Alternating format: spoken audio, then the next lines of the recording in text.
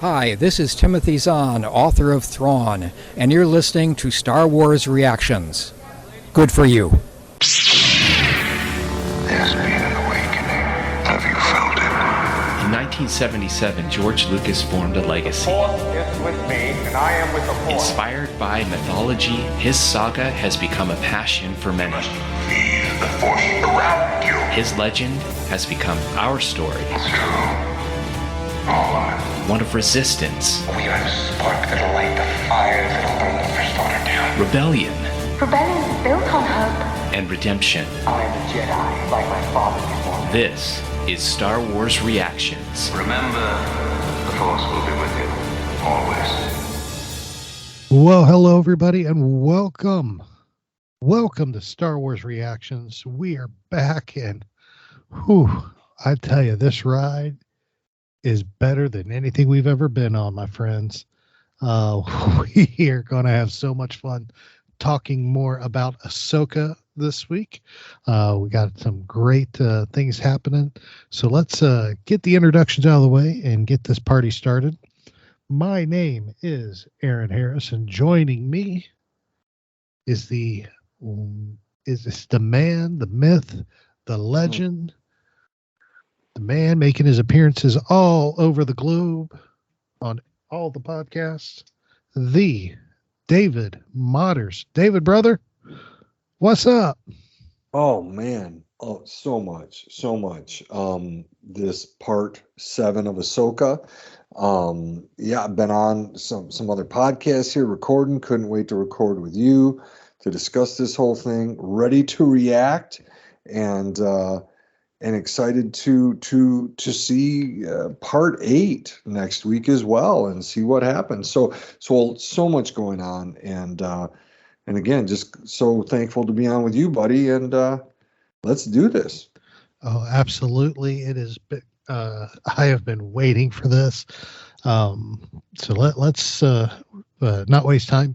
I do want to give a shout out, of course, because you were on our buddy Greg's show, the Rebel Base Card Podcast, their Breakfast Pack, recent episode number 63, where they were discussing Ahsoka Dreams and Madness Part 7.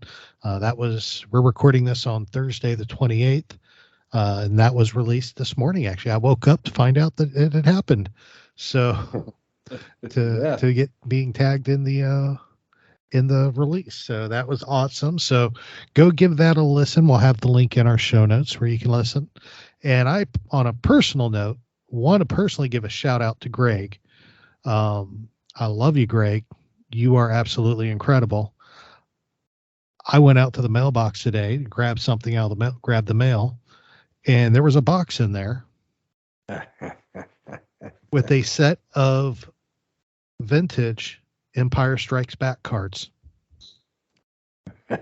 I was blown away.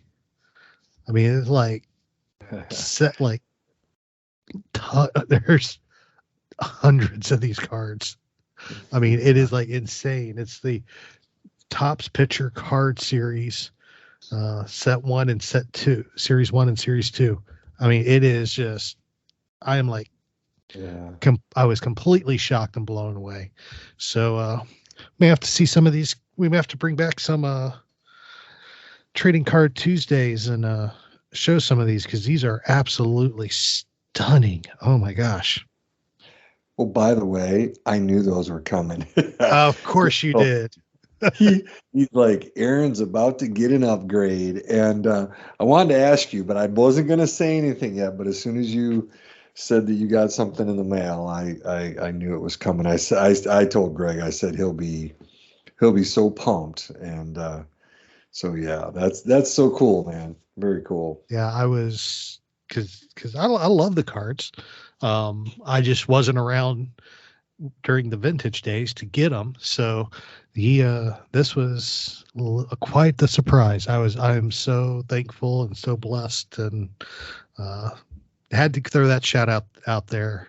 I texted him, and we texted for a little bit this morning when I got the package, and I was just so stunned because it was crazy, but awesome there. awesome to get that. So, Hey, I just Yes. want to give a quick shout out. You gave one to Greg McLaughlin, our brother in Illinois, and I want to give a quick shout out to the creators and crew, the cast of the Galactic Star Cruiser. It Yes. is starting. It started its final voyage today, Thursday, September 28th. It'll be going tomorrow, Friday, and then ends on September 30th, Dan Z's birthday.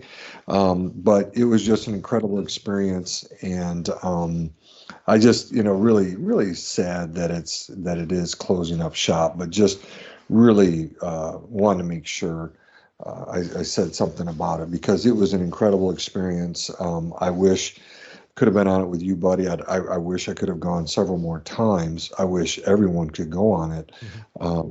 But just wanted to make sure I said that because it was just a really great experience. Plus, made great friends on that. And of course, you and I were there that Sunday before we went on it, and that was so fun to be with all of the Coffee with Kenobi family. And so it was just a great 4 or 5 days. But yeah, so that thing is wrapping up here, and Aaron in my backyard here in Florida. So just big praise to all of them. Oh, absolutely. They put on quite a show, make it quite an experience, and really hate to see it end, especially since I haven't gotten to go on it yet. But hate to see it end, but definitely we wish them the best in all their future endeavors and whatever the future may hold for them. May it be bright and shiny. May the Force be with them. Or, as they say on the Galactic Star Cruiser, may the stars light your way. So there it is. There you go. There you go. I always said, I have to admit, I always said if I ever made it on the Star Cruiser, because everybody dresses up in costumes, has their costume stuff they dress up in. I always said there was going to be one afternoon where I was going to slip back to my room, change, and walk around the Star Cruiser in a Star Trek uniform, just to see what would happen. Oh no! But now I'll never get to do that. Oh, I don't know if anybody did it. I would have done it. I'd have brought out my props too. I had tricorder going around, scanning people, scanning stuff, just acting like I was lost. Oh my gosh, that's I thought that great. would have been awesome, but no, never. Won't get to do that now. So some other time and some other place. Yeah, maybe there's another dimension where Aaron has done that. So alternate dimension Aaron did it. So who knows? If you know somebody who has done that, though, let me know. I would love to hear how it went.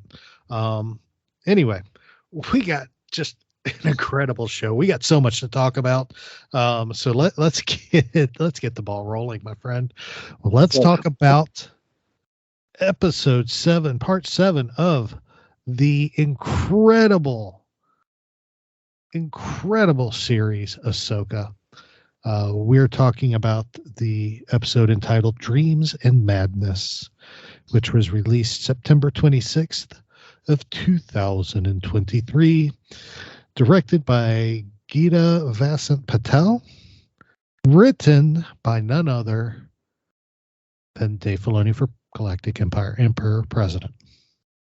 I got to find a title for him because Dave Filoni for President just doesn't work anymore. He has just exceeded his presidential status. Yeah, we got to find a new title for this guy. Quick Disney Plus synopsis. Hera must answer to the New Republic while far, far away a reunion has taken place. It's not a Tom Kane narration, but hey, it works. Anywho, let's jump into our initial reactions. David, kick us off, my brother. Sure. I'll tell you, I can't tell you, Aaron, or the listeners how, important and helpful it is for me to watch these episodes 2 to 3 times, even more. I mean, you and I've hinted, Aaron, over the last several weeks that we're going to be coming back to these episodes and these parts, and we're using that interchangeably, but we're going to be coming back to all of them and just digging in deeper and deeper. So, the first time I'm just so amped up, I can't really fully enjoy the episode or take everything in. I don't know that anybody can the first time. There's so much. That second and third viewing and on, it helps me to take in all the visuals, the music score, the cues, musical score, musical cues, dialogue, and more. I watched this episode for the third time tonight before recording with Aaron. And it's so much more enjoyable each time. I'm really impressed with this episode. It really has all the Star Wars feels with Anakin again in the Clone Wars armor that we saw in Part 5, Shadow Warrior, space whales, right? Our Purgle, space dogfight, and then they go through the Purgle bones. Attack of the Clones, right? Anybody homage there with Obi-Wan being chased by Jango Fett. Lightsaber battles all over the place. Sabine flaming Shin Hati. That was sweet watching that again as Ezra Force pulls her away. I was like, oh, sweet. And then Thrawn being Thrawn. Oh my gosh, especially after reading Heir to the Empire. Love that. And Dave Filoni making us wonder, and keeping it us on the edge of our seat. Two things. What's in the caskets being loaded onto the Chimera? And what is Baylon's endgame? And so, just my initial reactions are just so impressed, and I could go on and on, but let's hear what Aaron's initial reactions are.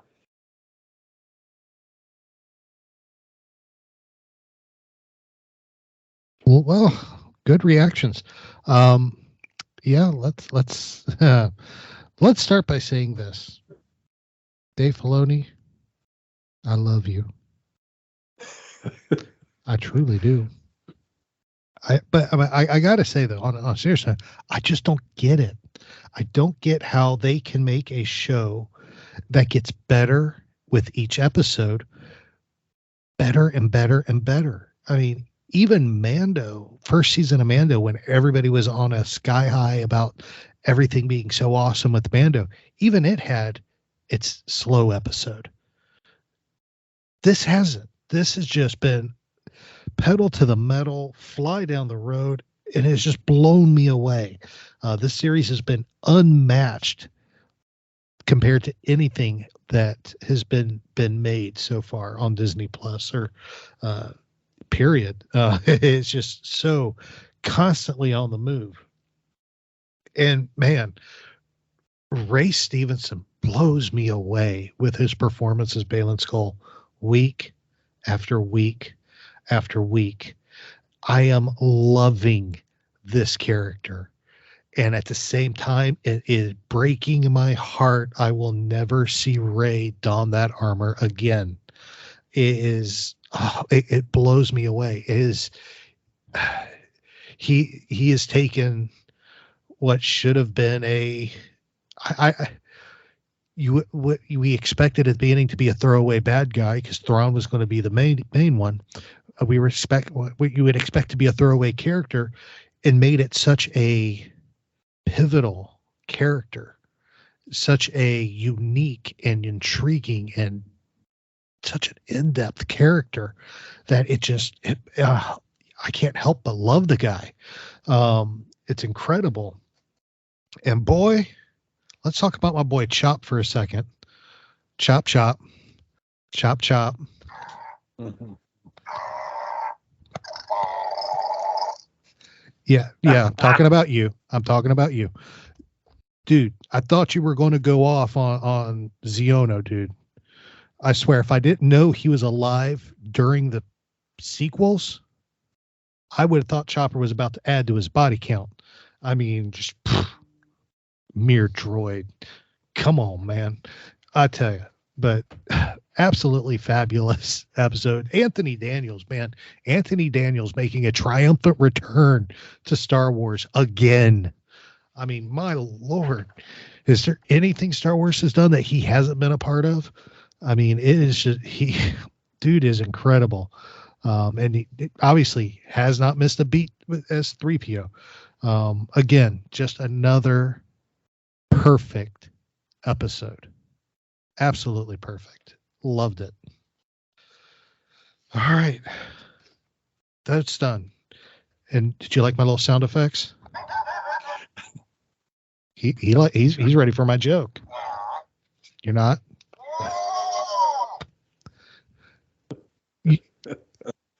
Side note, I got a new toy. Have you seen these droidables that Hasbro released? Is it Hasbro? Yeah, it's Hasbro. They're basically they look like Funko bobbleheads, but they have light and sound, and depending on which way you move the head, he makes noise. So he sits on my desk and distracts me at work. Anyway. Well, I thought the talkback chopper, don't you? Oh, I got that one too. He's sitting over on my bookshelf. Oh, okay. Okay. He's sitting on my bookshelf next to the chopper I got from Galaxy's Edge, next to my other 50 choppers I have sitting around up there. But this guy sits on my desk because I can just tap his head and he says something. So. Oh, okay. Yeah. Because Jan was showing, I think, Talkback Chopper Tuesday night on CWK Live, and I said Aaron just got him in the mail. So, and I think Mary said, "Of course he did." Yes, I do have him, and he is a chatterbox, which is why I keep him over on my bookcase. Because with Talkback Chopper, if I don't turn him off, he just keeps talking. Whereas with this droidables, maybe it's probably about 3 inches tall, maybe 4 inches tall. It's about he's not that big, but he literally is the size. He's literally the size of a Funko Pop. Nice. And he just literally tap his head, and depending on which way you bend you push his head. If you push it to the left, it's got 3 noises to the left. It's got 3 noises to the right, 3 to the back, 3 to the front, and they all get shuffled. I'll send you a picture. He's really singing awesome. And we just completely sidetracked talking about my chopper collection.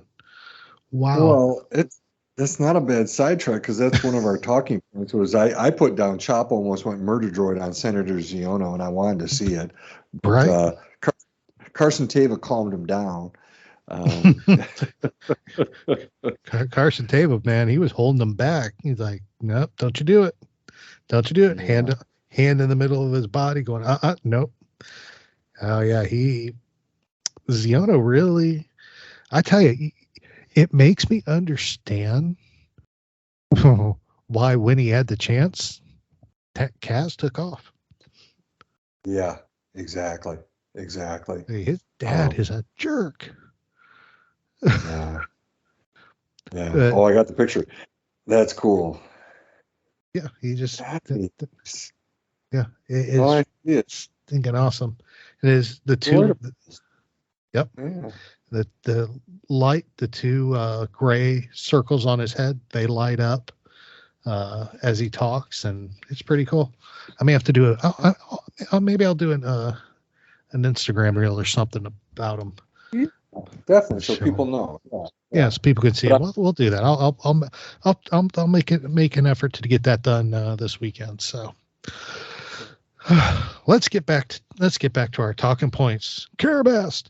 So, but we're talking Chopper. Let's talk Chopper. Because you put it in the notes about him going murder droid on Ziono. That whole scene was absolutely incredible. The way they opened up. Now, I was hard pressed to tell. Were we supposed to be on Hosnian Prime, or were we on Coruscant? Because they really didn't say. I think Coruscant. I got a sense, but you're right. It might be, it could have been. Gosh, now I got to go back to some of the novels. I mean, when do they go to Chandrilla, right? And that's yeah, the there's Chandrilla too. and stuff like that. So I don't think it's updated on the Star Wars website yet, but yeah, I'm just completely, I'm wondering where they are. yeah, because I'm they really have not said.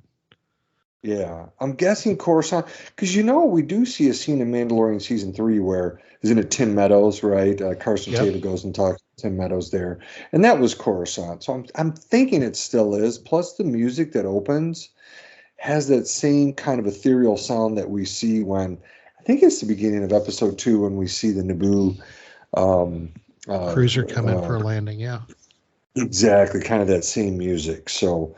I think Kevin Kiner was kind of cueing us that way. But if our listeners know it's a different planet, then let us know. But I'm guessing Coruscant. very cool. Yeah. Anyway, we're back on Coruscant then. I love it. Yeah. So, Yeah. but the whole trial for Hera was quite interesting, because we have Hera basically defending her decision to go to Cedos unauthorized. Xiono's really wanting to just crucify her.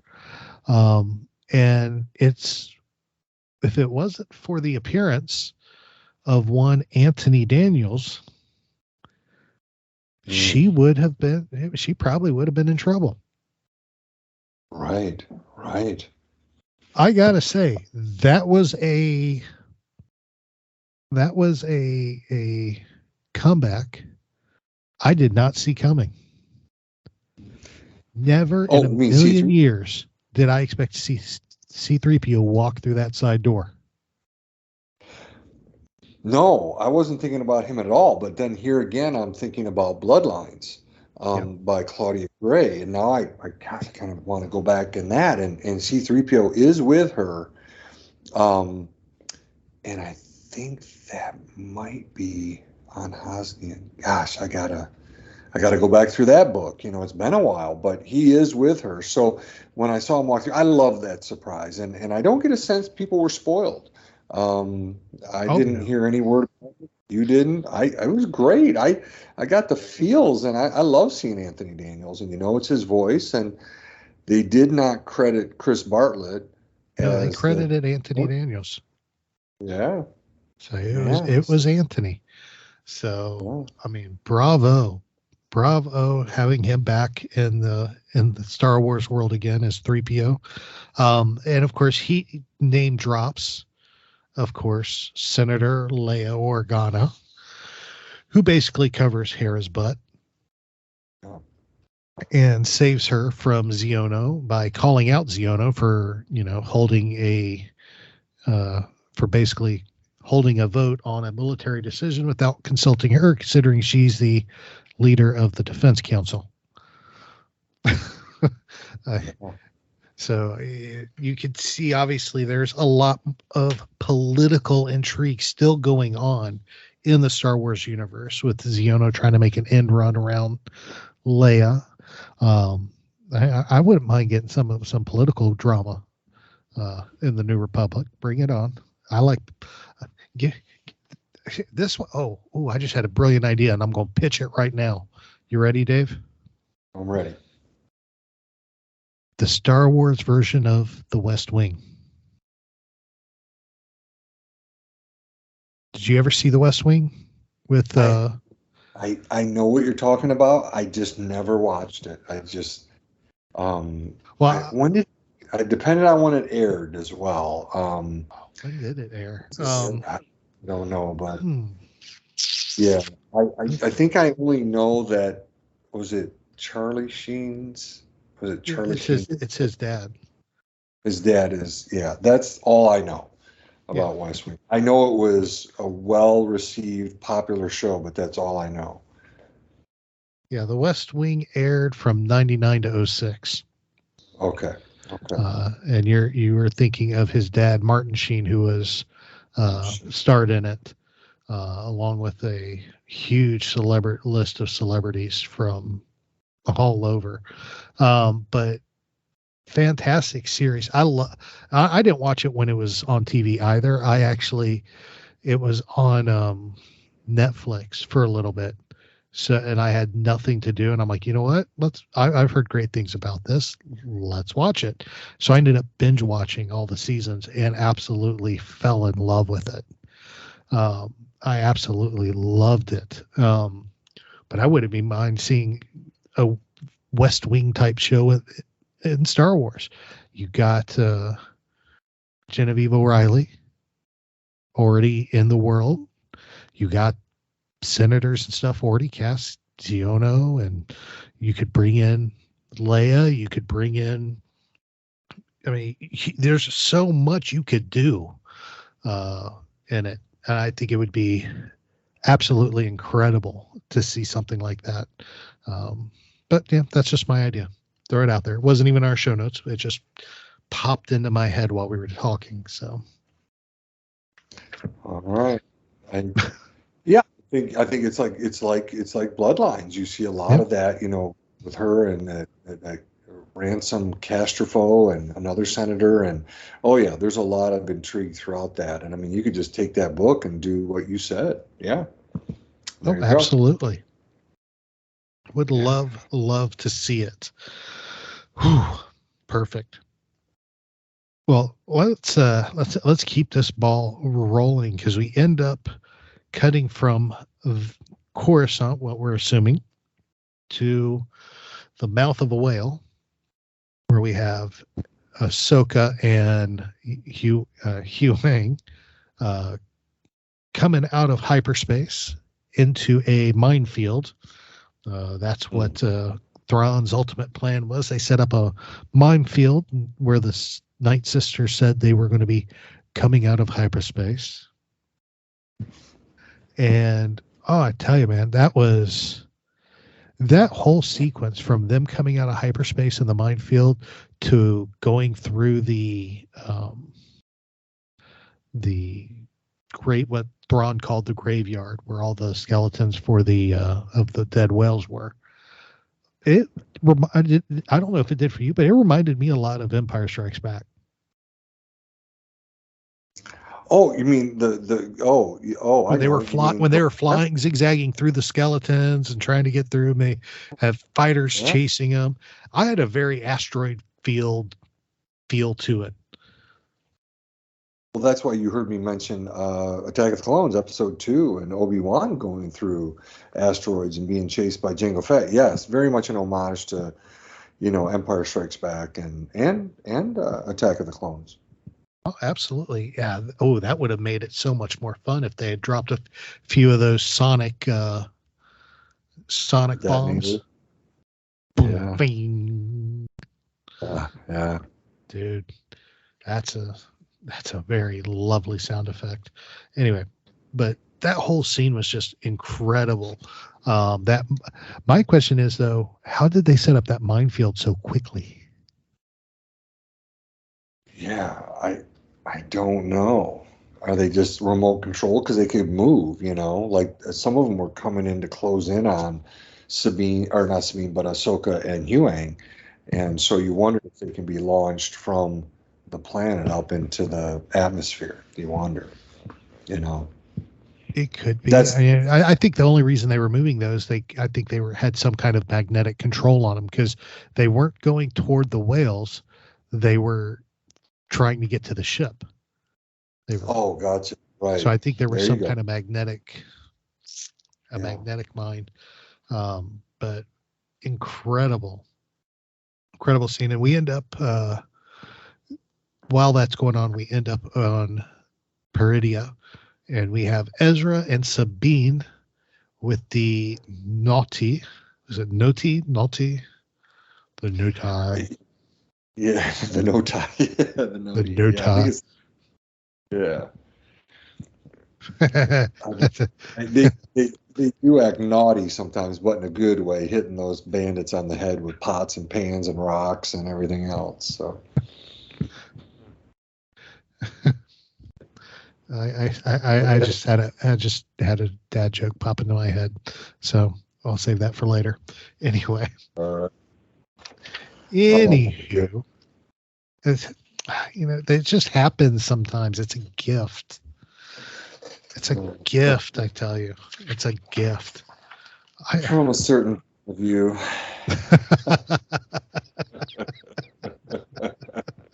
It was Touché. right there.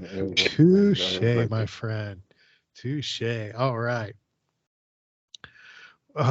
We are all over the place tonight, my friend. I don't know what's going on. I love it. I love it. We're all over the place. So, but let's keep going here. We are with Ezra and Sabine, and she, of course, fills him in on everything that's been going on. And you see him, Ezra, almost feeling a little sad that he missed out on everything. He missed the fall of the Empire. He missed the death of the Emperor. And I loved how they handled that too. And they're like, and the Emperor died. He's like, and the Emperor's dead. And Sabine's like, well, at least they say he is. Setting up the sequels there. But it was very, you could tell at that point he was happy to see. He's happy to see Sabine. He's happy he's alive and happy that his plan worked. But at the same point, you can see him kind of looking at, what have I missed? What could I have done if I was there? You could tell he's having those thoughts, those what ifs moments. What did I miss? Why did I miss it? Could it have been done different? I almost think at one point he's second guessing his plan. I mean, yes, it worked. It saved Lothal. But look at everything else that happened that he wasn't able to be a part of because of it. Yeah.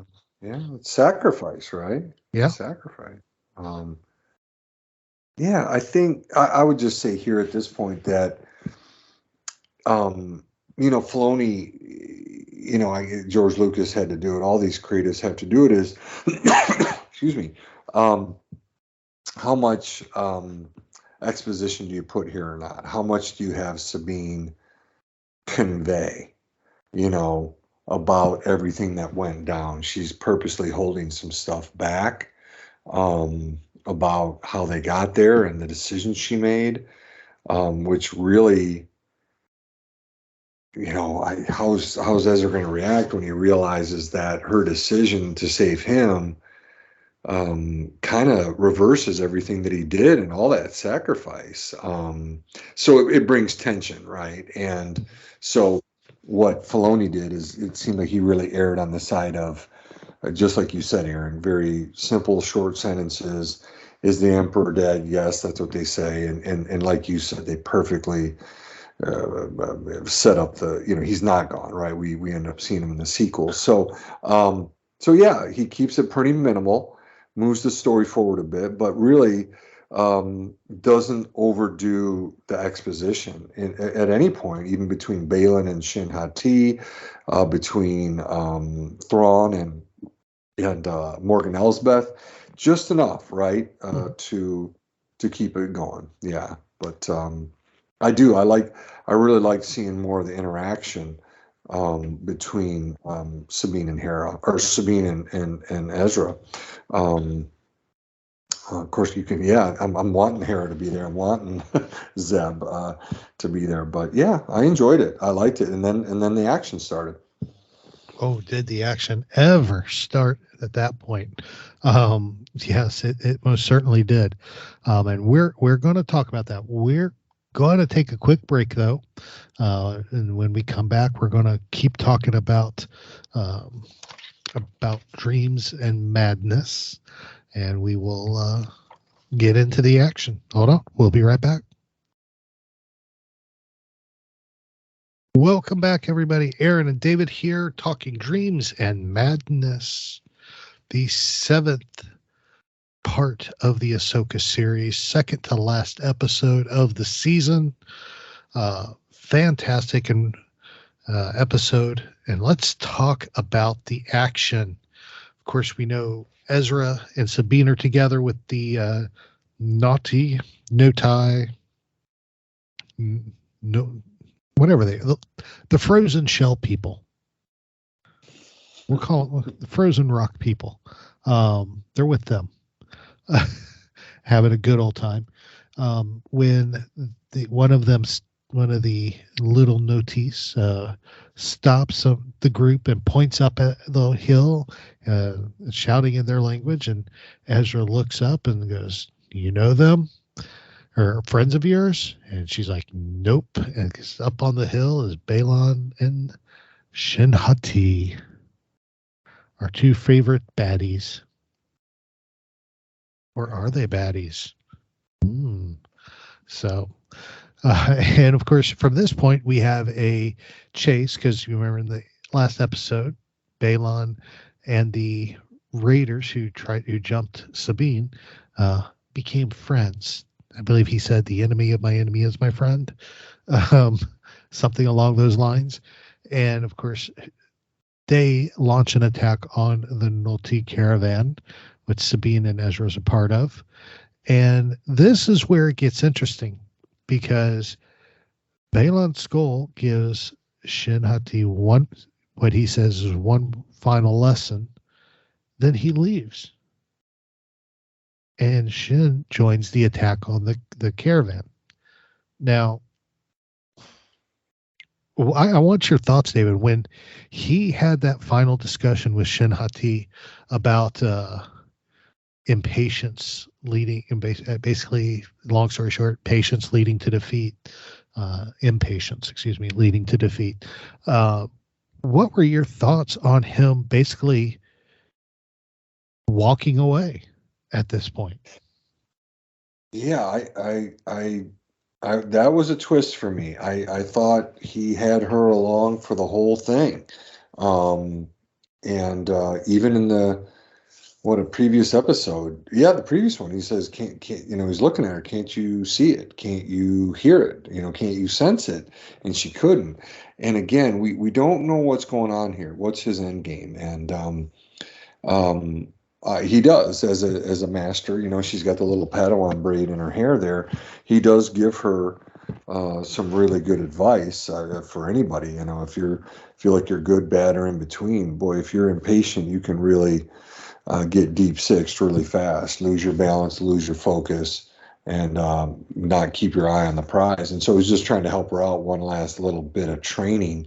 But I guess he senses in her that she has this ambition that's, again, more similar to what he was talking about. There's the Jedi, there's the Empire, all that. They rise, fall, rise, fall. She's pulled more towards that. But I thought with his training, he says, "You've been trained for more," and so that was a little confusing, right? I thought, well, okay, you're training her for more than Jedi, more than the Empire. And again, I'm not quite sure why that was. I thought he wanted her, again, along for the whole process, especially to find whatever he's looking for on this planet. So definitely a kind of a change from last episode, or at least from what I can gather. What are your thoughts? I think it's a direct response to what happened in the last episode, because he had that discussion with her. It's calling. Do you hear it? Can you feel it? Can you hear it? She wasn't hearing it. She wasn't feeling it. So at that point, she would be almost a liability to his mission. Good point. So I think this was a decision he came to after that discussion. I don't think that this was not his plan. I think he wanted Shin Hati to follow him, but she's not connected the way she needs to be. So at that point, he set her free. Good point. So, Good point. And that's the way I'm looking at it, which to me makes that character, the character of Baylon Skoll, so much more intriguing, because because I need to know what he's up to, what his end game is, what his goals are, where is he going, and what is it that's calling that Shin cannot hear, that he took. I mean, he's trained her up for obviously a while. She's got the Padawan braid and everything, so obviously it's taken time. They've been together a while. What is the call that is so strong that he's willing to walk away from her, from Shin? Yeah. And hopefully we see this, because there's one episode left of this guy. Yeah. You know, unfortunately. I know it's so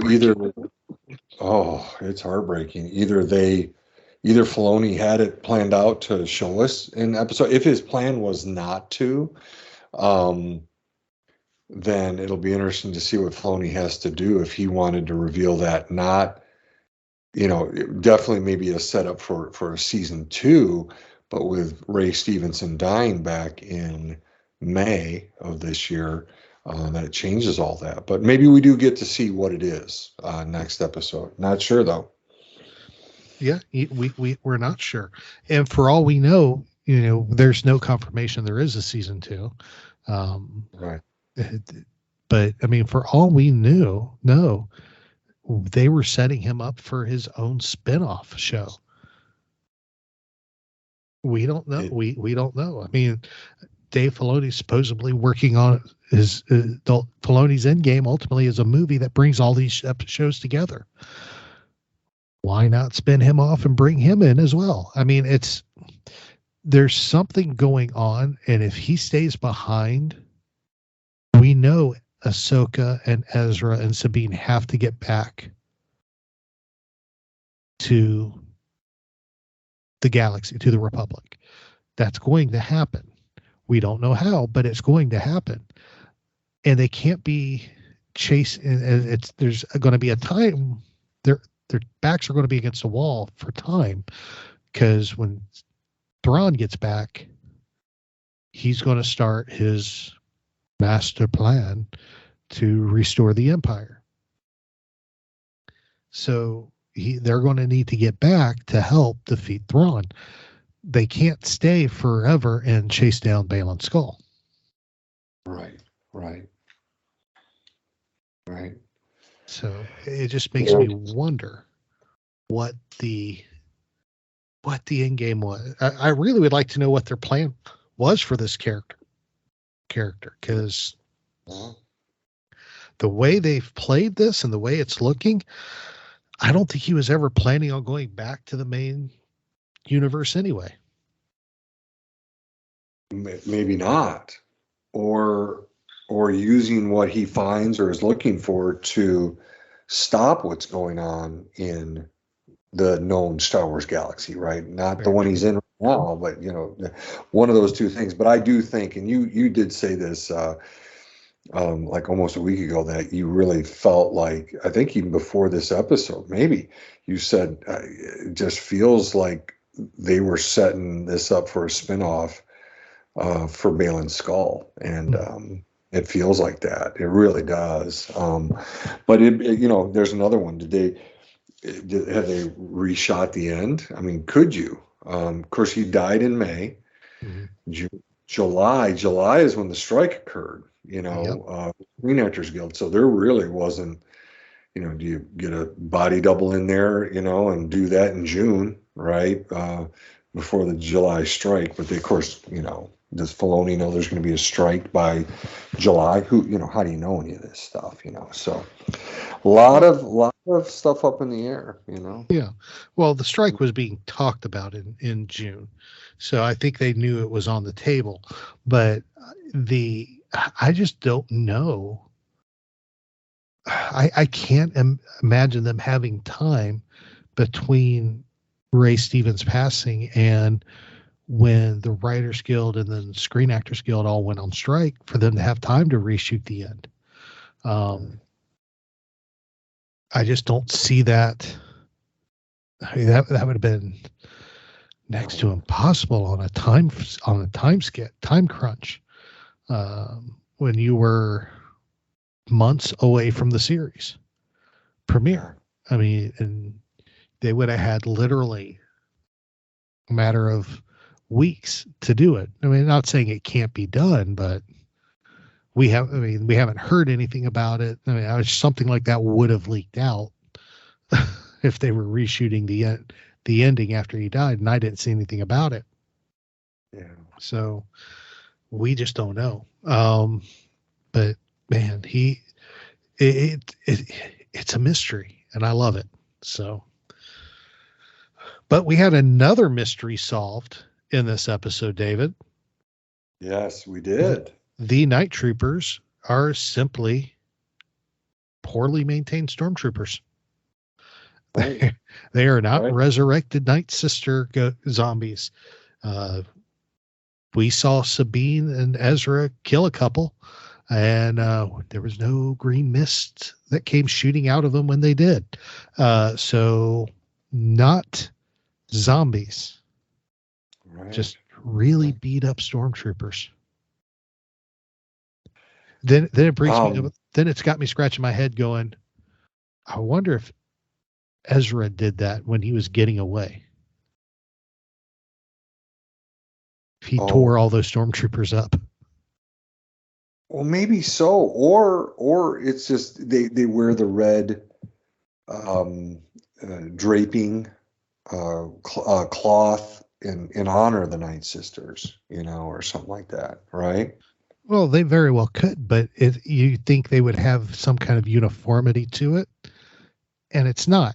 There's no uniformity to the red cloth draping on their armor. It's just tied around here, tied there, tied around here, maybe on their armor, maybe around their chest, maybe around their leg. I mean, it literally looks like it's there just to hold their armor together.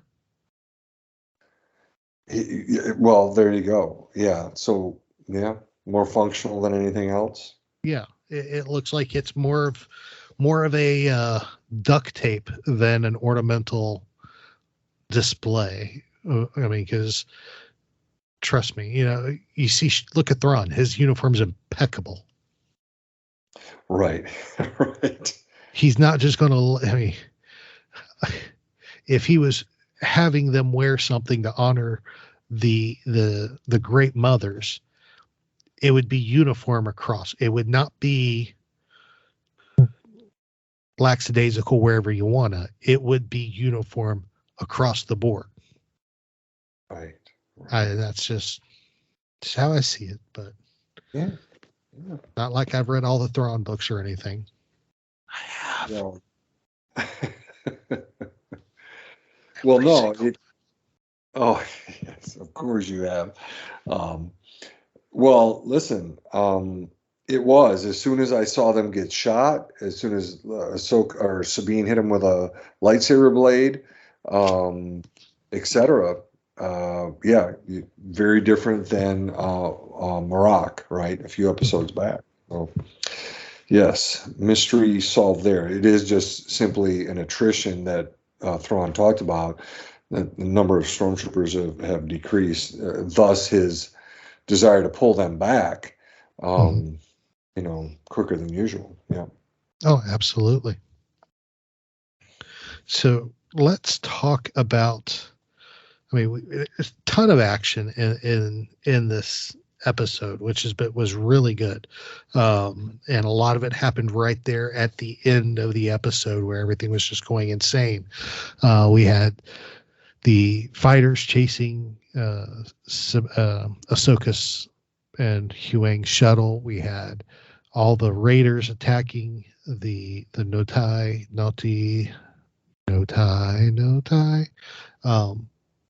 Carabast. Anyway, chasing them, and of course we have Ahsoka and Baylon Skoll going at it when she does a tuck and roll from the shuttle. Only a way a Skywalker trained Jedi would do. I'm sorry, I don't see any other Jedi that would do that. Anakin Yeah, that's an Anakin move right there. But that was awesome. Well, I want to talk about Ahsoka and Baylon's fight for a little bit, because it was masterful, absolutely masterful. It was quick, it was intense, it was, and it honestly, for a little bit, it looked like Ahsoka was giving as good as she was getting, but eventually Baylon Skoll was just overpowering her.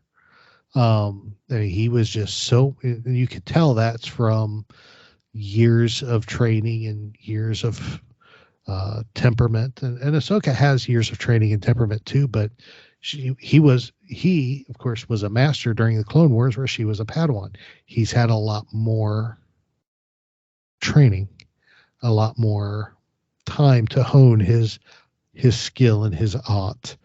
But I think her moves really worked in her favor, because as we see earlier in the episode, she is still running through training with Anakin. Mm-hmm. We find out that Anakin had created over 20 tapes, recordings of training lessons for her to study when she was a Padawan, and she still has them, and she still trains to those to that day. And I thought was awesome. We got to see Hayden Christensen as Anakin again. Fabulous to see, but I think those skills helped her hold her own against Baylon. What do you think? Yeah, I would say that. I think it was wise use of time, training, listening to Anakin.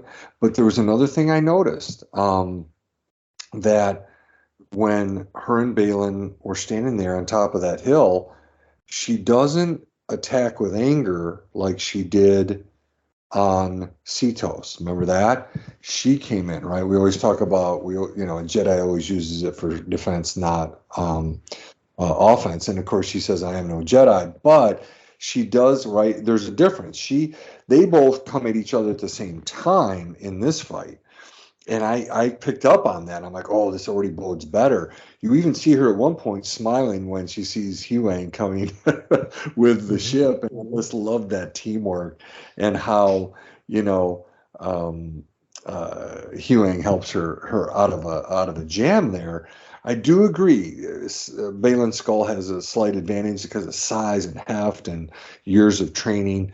But her mindset, as well as some training there on the ship, definitely helped her to do what she needed to do to keep him at bay and then get over and help Sabine and Ezra. So really liked it. There's one point in that fight, I was just again watching it, like I said, and I thought at one point, guys, she swipes down at his feet, and I thought she tagged him, but just really, really great choreography, and these fights have been just great. Oh, they have been. And I think what was awesome about this fight, I mean, it's the second time we've seen Baylon and Ahsoka go at it, but we've seen two completely different fights and fight styles.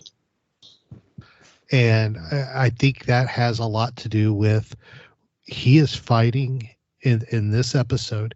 He's fighting a different Ahsoka than he fought on Cetos. She has gone through that, I guess you could say, near-death experience with Anakin. She's gone through the fire and come out. She is no longer Ahsoka the Gray. She's Ahsoka the White. I mean, it's you could see a physical and mental and emotional difference in this Ahsoka compared to the one before. And we've discussed this before, but we see it forefront in this fight. She not only, I mean, even her fight style is different. If you look at the first fight, she's fighting with one saber. Because I remember going, why is she only fighting with one saber? That's not the Ahsoka I know. She fought with one saber.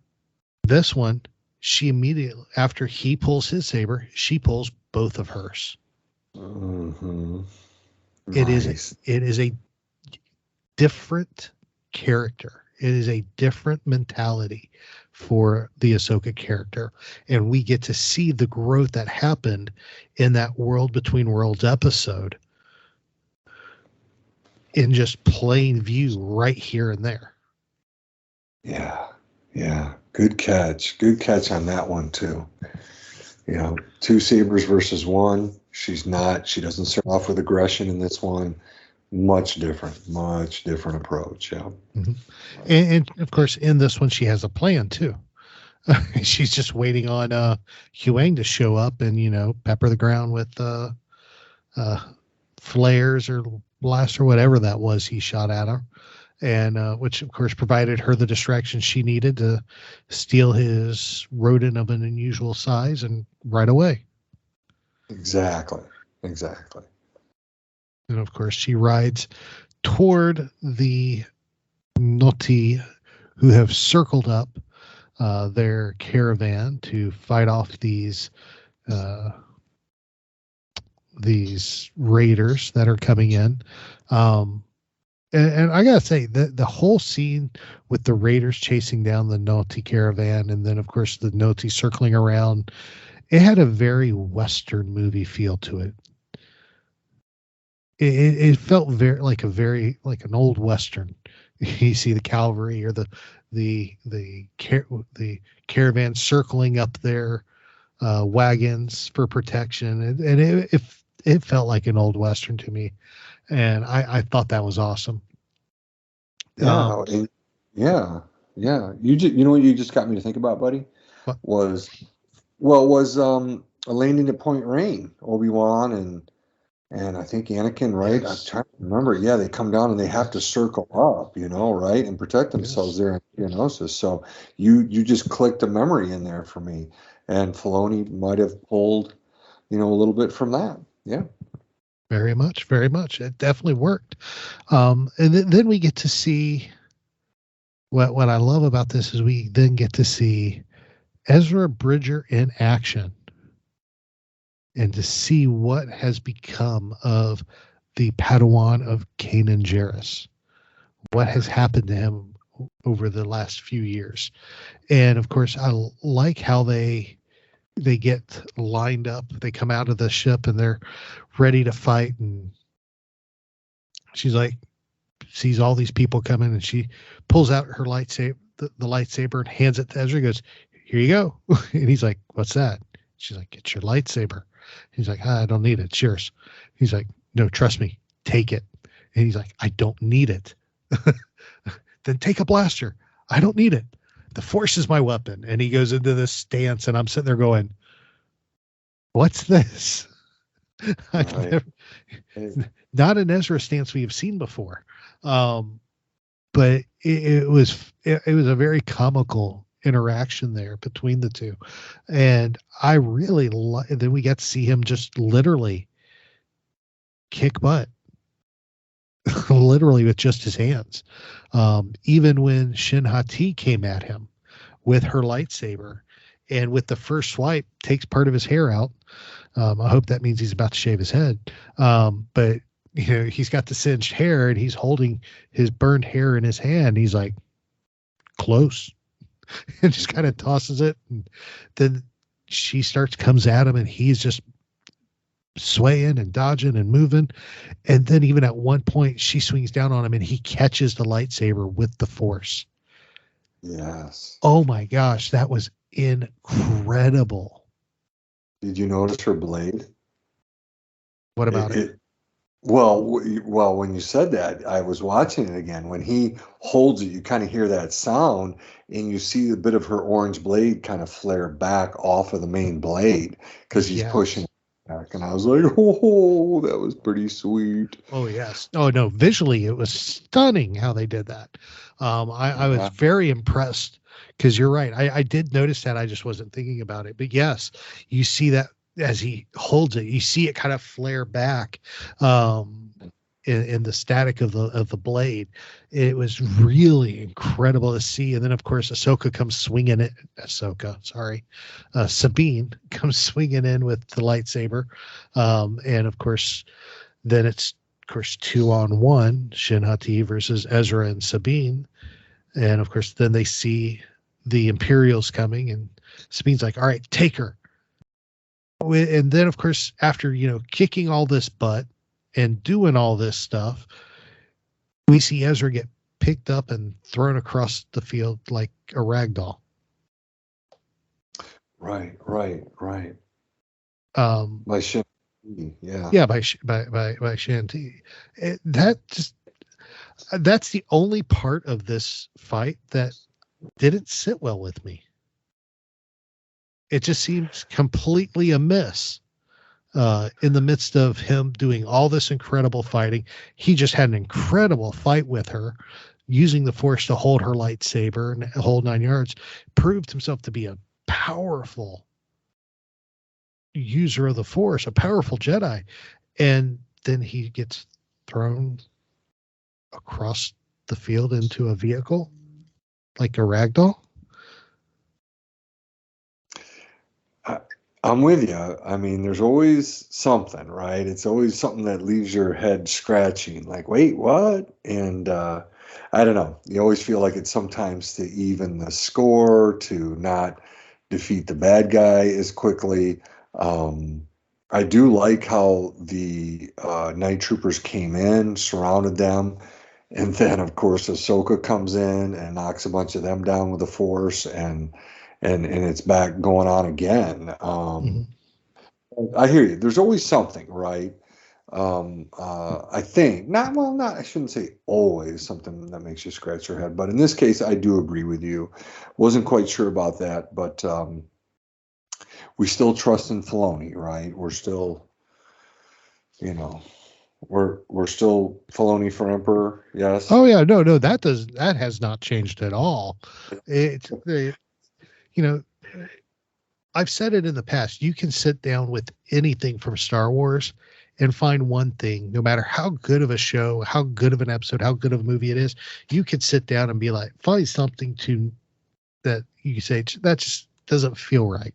I mean, I can even do that with the original trilogy, which original trilogy is sacred, but you can still do that with the original trilogy. You could sit there and be like, oh, why this?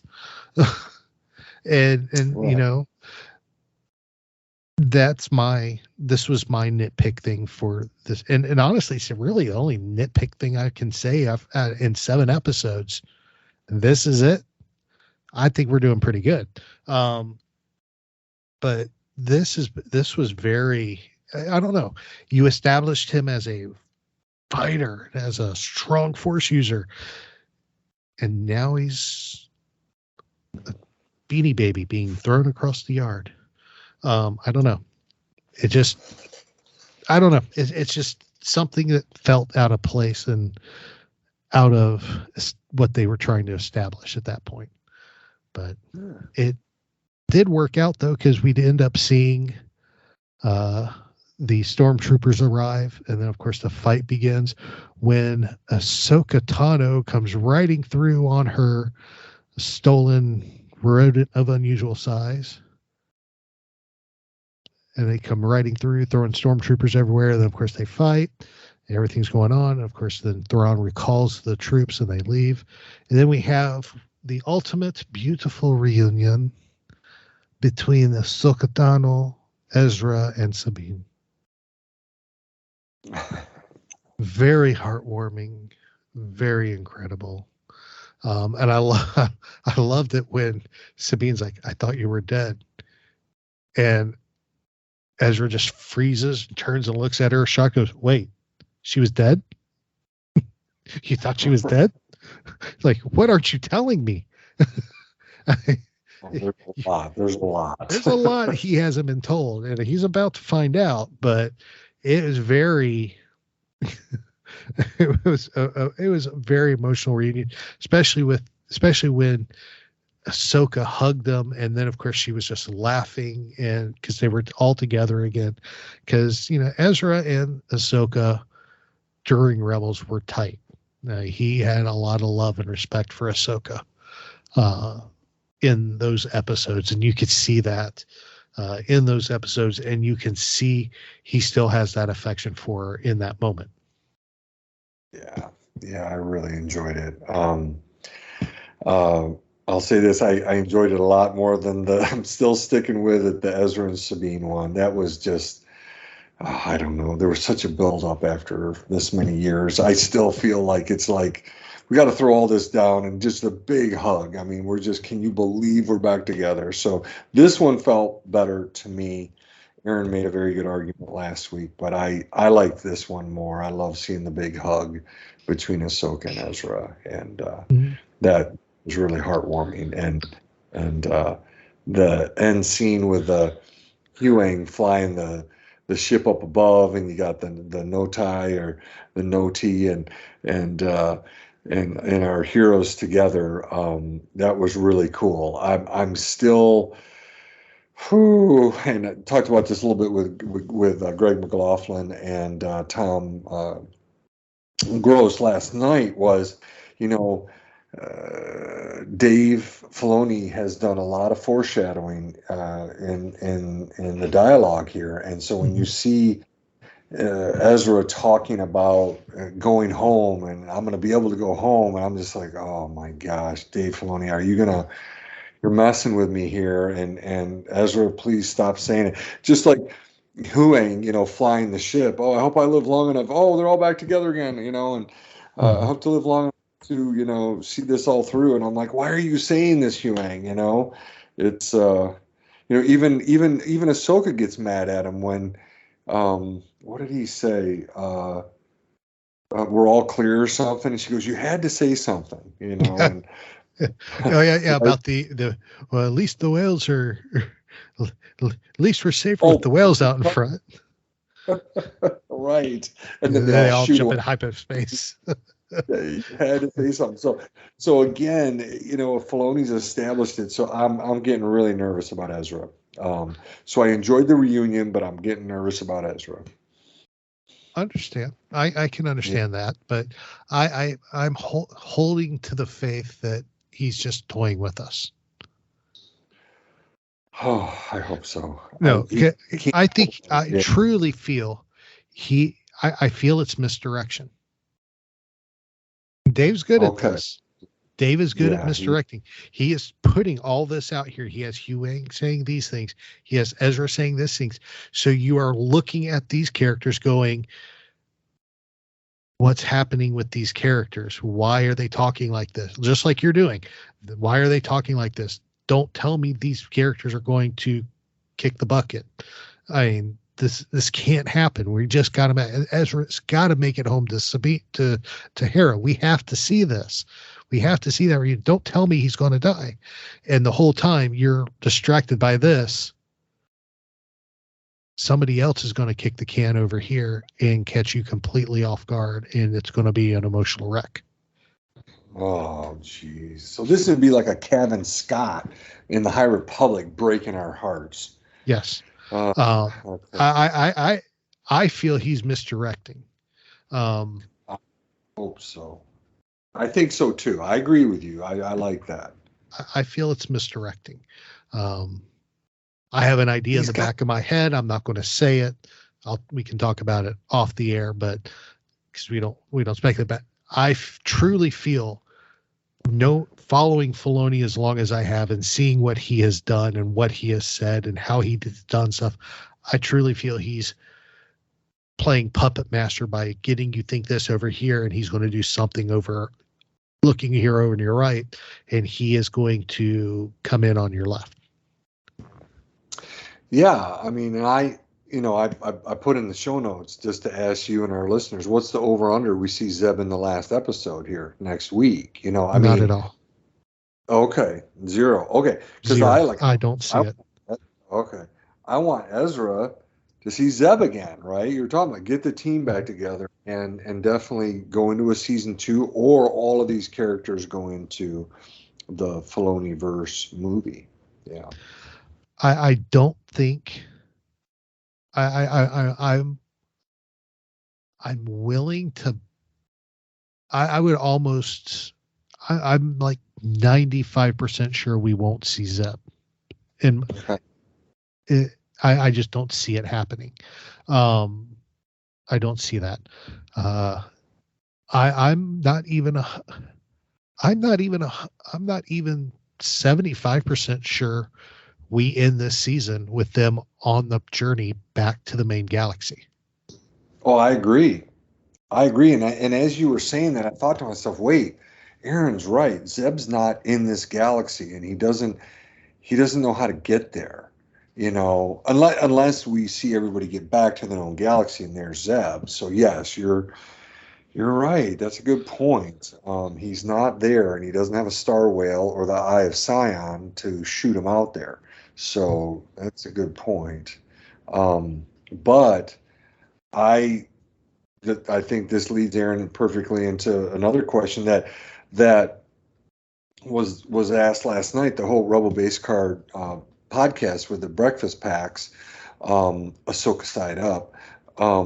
It's all a series of questions, and one of the questions that the Gregs had was, who gets on the bus? That's who leaves Peridia and this galaxy to get back to the known galaxy. Maybe beyond Thrawn, Morgan Elsbeth, the Three Night, the grandmothers, stuff like that. The Grand Night sister mothers, and so I don't know. I'm with you. I get a sense.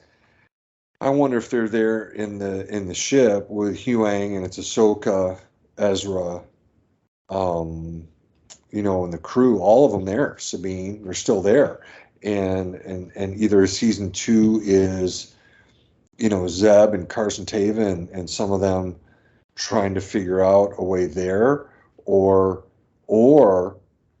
so I think I mentioned this last night when I was recording with the guys.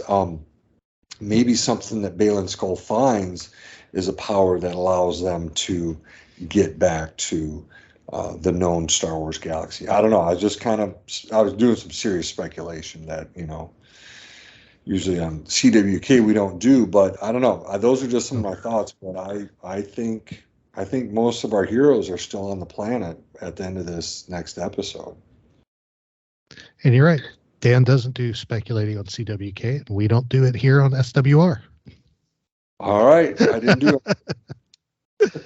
So, but to answer your question, I mean, since you did ask it, you did bring it up, we will do a little bit, and I will share. I honestly, I don't think anybody outside of Thrawn and Elsbeth and the Imperials make it leave Peridia. Yeah. I think by the end of episode 8, we're all still going to be on Peridia. I think Ahsoka and Sabine and Ezra are still trapped there. And I think that's why, like I said, they were setting up for a spinoff with Baylon. I think that spinoff would have ended with them getting back to the main galaxy. That's a good point. Because it would have been Baylon on his mission being chased by Ahsoka, Sabine, and Ezra. Yeah. So that's what I see. And now I don't know what the plans are, since, maybe we get it all animated. Well, that's the thing. You could do an animated show of him and get a voice match. Absolutely. You could definitely do that. There are plenty of talented voice actors I'm sure could pull off a Ray Stevens, James Arnold Taylor, or what's his name? Stephen Stanton, D. Bradley Baker. D does more noises and animals than but yeah, we have it. I think that's where we are there. But that's just to answer that question for you. That's what I think. So yeah, I like it. All right. Anything else before we venture into final reactions, my friend? I don't think so, man. We've covered a lot. I like how we did it. Yeah. Very good. Very good. Very good. So perfect. Well, we are going to wrap things up here with our final reactions. And David's got a psychology corner. And of course, I have my dad joke of the week. So before we get into all that, we are going to take one more break. So hang with us. We'll be right back.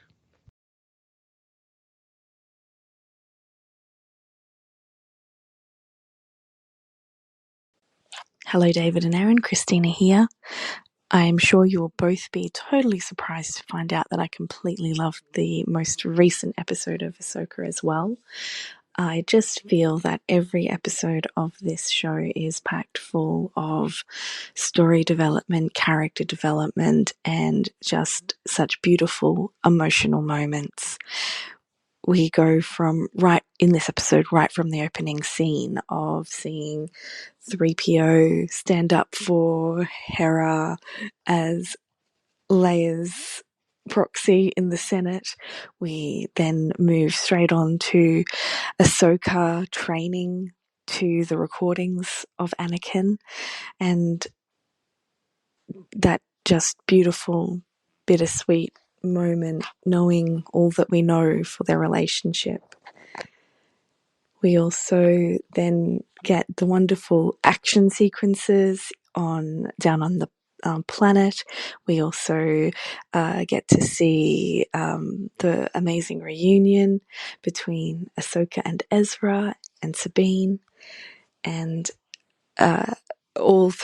peppered throughout this show is the wonderful commentary from Hu Yang, which I absolutely adore. And then we have so many outstanding questions about the motives of Baylon Skoll, about the secret cargo that Thrawn is loading onto the Chimera. And there is so many story threads that need to come together in the final episode. And oh my, am I looking forward to that episode. It is going to be sensational. I just know it. Looking forward to talking with you both soon. May the Force be with you. Welcome back, everybody. Aaron and David here. We're wrapping things up with our final reactions as we close out the show and our discussion of the latest episode of Ahsoka entitled Dreams and Madness, which for me, I've been dreaming and I've been maddening tonight. Been all over the place. But let's jump into our final reactions here.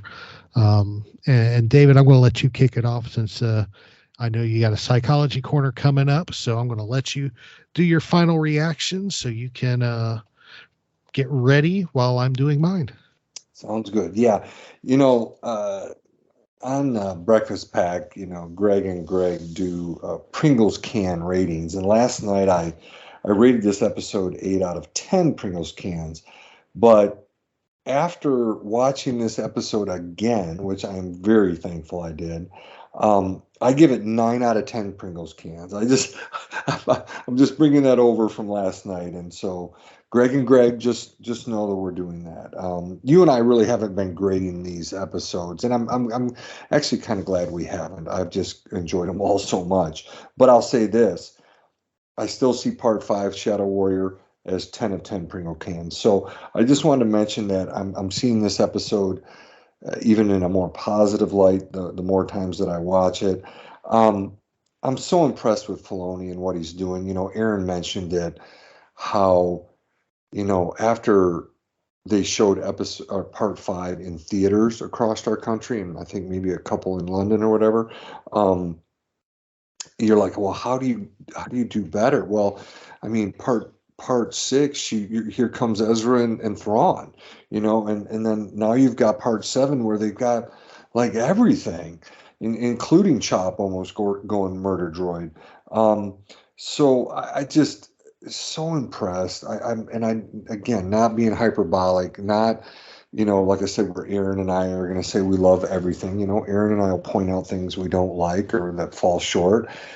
But man, it is hard to make good Star Wars, and Filoni's been doing it. This episode, I think, builds perfectly on the previous ones, and I do think it really does lead in really nicely to Part 8, and I can't wait. So those are just a few of my final reactions tonight. Very good. Very good. Great.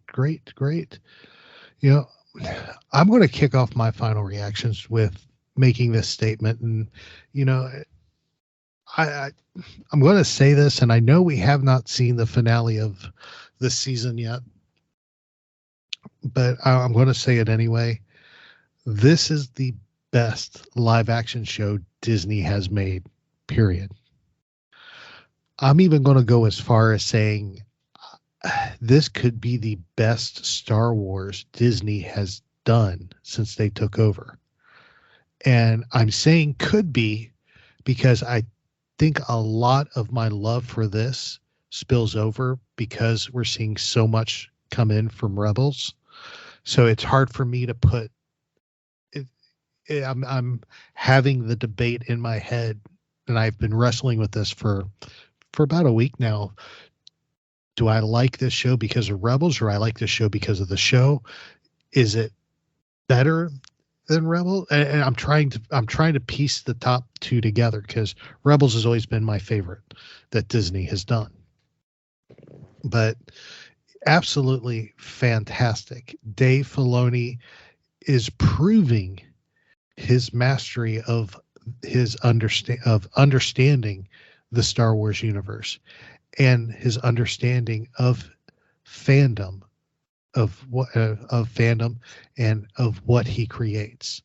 I mean, you can see through this series that it's not just a job for Dave Filoni. This is a passion. These characters, this story, it is a passion for him. And you can see it in the story being told. Ahsoka proves it, hands down. I feel like a broken record each and every week because I say this each and every week, but this episode was just absolutely fantastic, from the story to the soundtrack to the acting to the effects. Everything was just perfect. And I'm going to close out my final thoughts with this. You know, I doubt this will ever reach the ears of Dave Filoni, but I need to say this. I need to address this. Dave Filoni, brother, man, thank you. From the bottom of my chopper loving heart, thank you. I truly believe somewhere George Lucas is sitting there looking at what you've done and is so proud of what you're doing and what you're doing with his creation.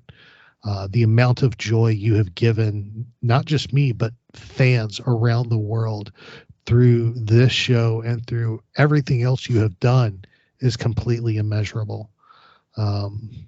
I truly believe you, dear sir, are the chosen one. So well I will end it with that.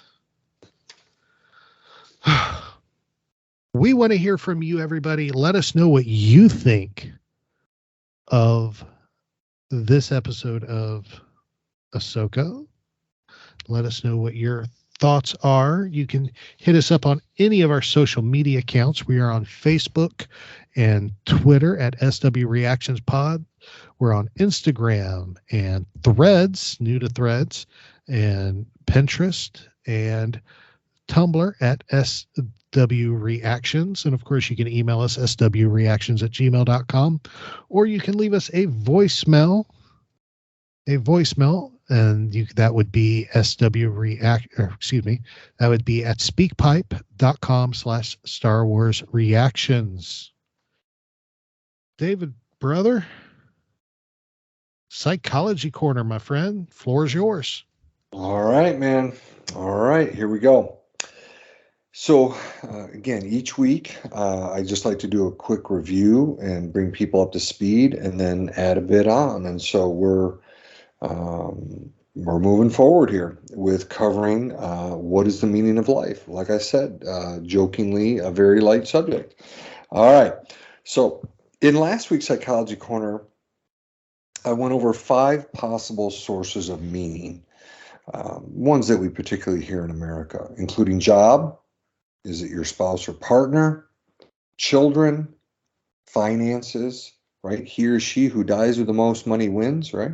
And health. So I asked our listeners to ponder on these 5 possible sources of meaning, but also at the same time, I asked them to keep in mind Rabbi Harold Kushner's quote, and I'll shorten it. Forces beyond your control can take away everything you possess, unquote. And so I asked our listeners to think about all of this because I have a few questions to ask them tonight regarding these 5 possible sources of meaning. Again, just adding on, getting us to think, ask some good questions here and process all this. So when we think about those 5 sources, here's my first question. What if someone loses all 5 of these purposes?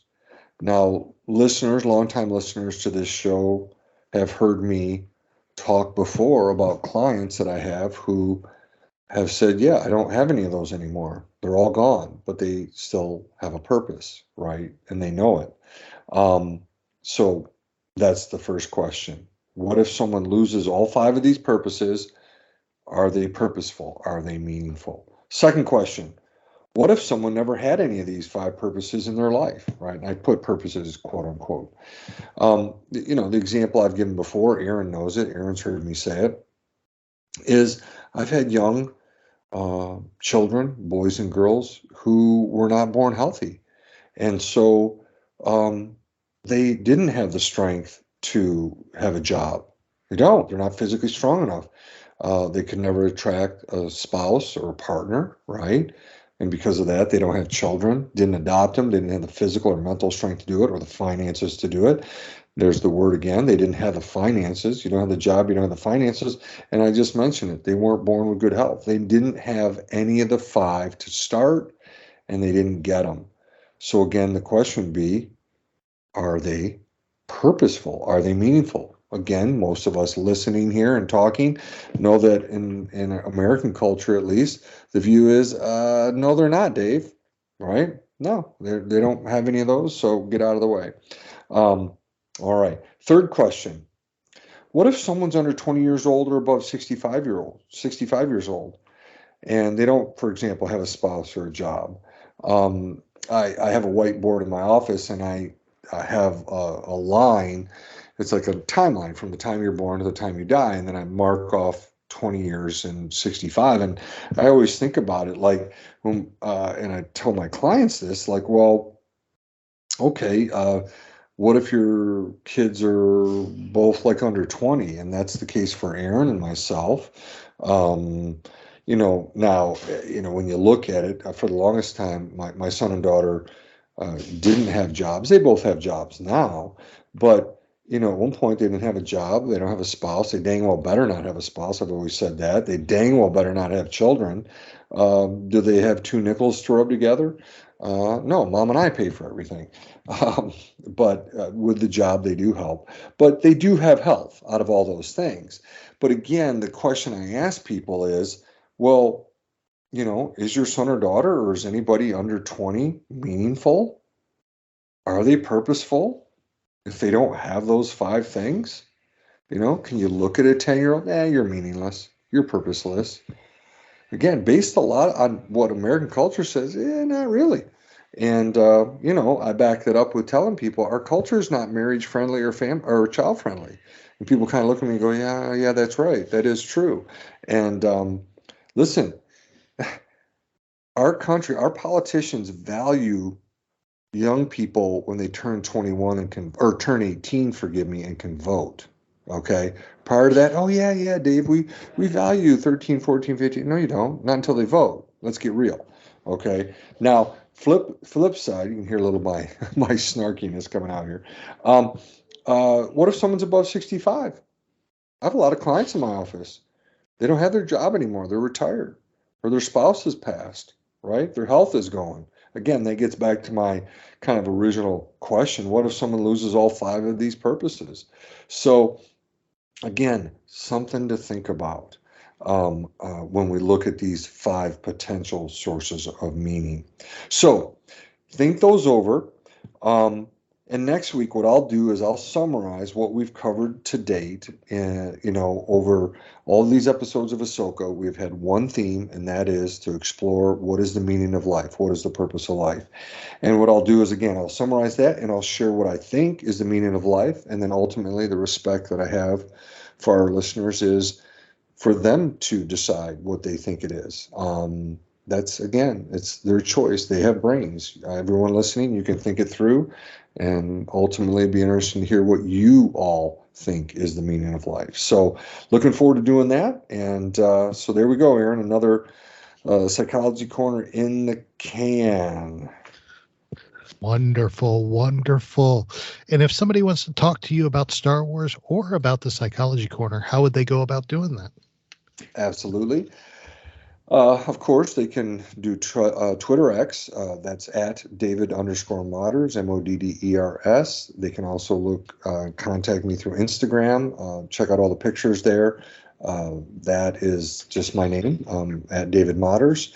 And then you mentioned it. You can always email the show. SWReactions@gmail.com. There we go. There we go. And of course, if you do want to talk Star Wars with me, the absolute best place to do that is Twitter at TAHarris121079. And of course, if you do message the show or anything, I'll get those as well. So you can always send me something through there as well. So, but yeah, let us know. We want to hear from you. So, well, David, are you ready?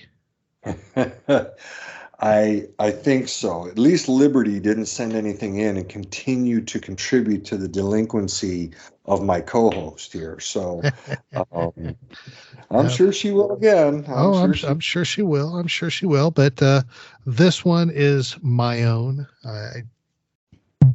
Dan asked me when we were on his show, do I find these? Do I make these up? Where do I get them? And I told him it's half and half. It's about half and half. Some of them I make up. Some of them are I pull offline, and some of them get submitted. And this one is from the files of my brain that I created. So this is truly a unique Star Wars dad joke of the week right here in Aaron Original. Let's do this. David, what was Omega's favorite dessert when she lived on Kamino? Oh my gosh. What was Omega's favorite dessert when she lived on Kamino? A snow clone.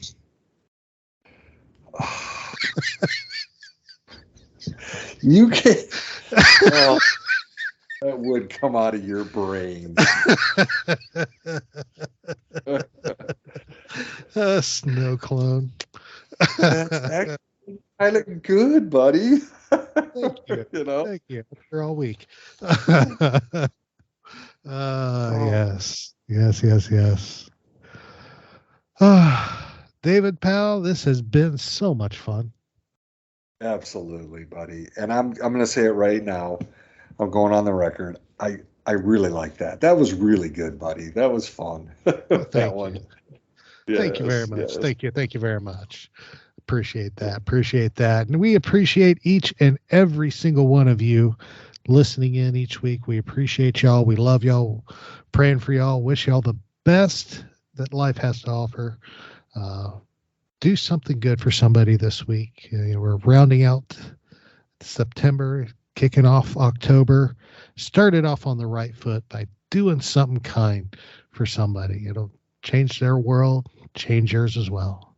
Remember, this is your place for elegant discussion for a more civilized age. If you'd like to share your thoughts, you can email us at show@starwarsreactions.com for our show notes and the latest news from the Star Wars universe. Visit our website at www.starwarsreactions.com. You can also follow us on Twitter at SWReactionsPod or on Facebook at Star Wars Reactions. If you enjoy our show, please leave a review on iTunes. This podcast is not endorsed by the Walt Disney Company or by Lucasfilm Limited. It's intended for entertainment and informational purposes only. The official Star Wars website can be found at www.starwars.com. Star Wars.